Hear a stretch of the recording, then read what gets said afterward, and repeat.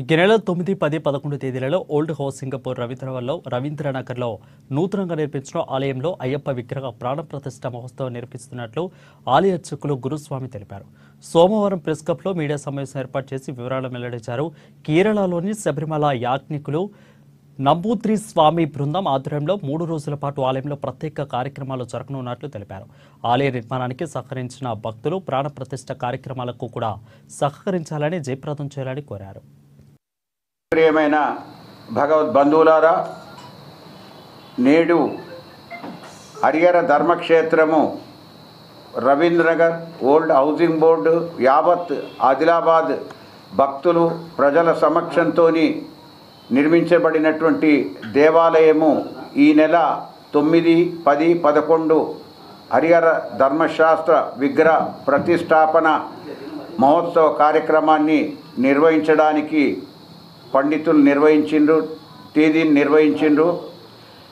ముఖ్యంగా ఇది దైవానుగ్రహంతో జరుగుతున్నటువంటి కార్యక్రమము.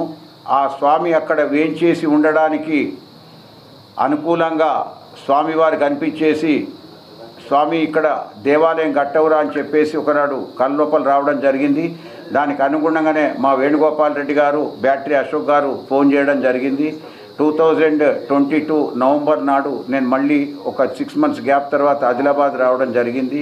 ముఖ్యంగా ఈ దేవాలయ నిర్మాణం లోపల వేణుగోపాల్ రెడ్డి పాత్ర ప్రశంసనీయం.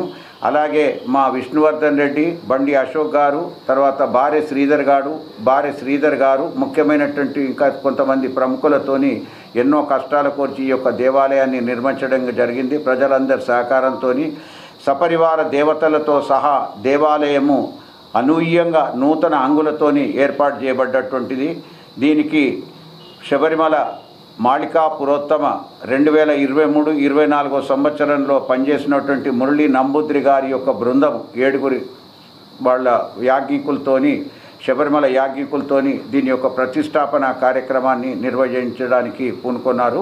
వాళ్ళందరూ కూడా 9, 10, 11 తారీఖులలో వచ్చేసి ఈ విగ్రహ ప్రతిష్టాపన కార్యక్రమాన్ని అంతటిని కూడా నిర్వహిస్తారు.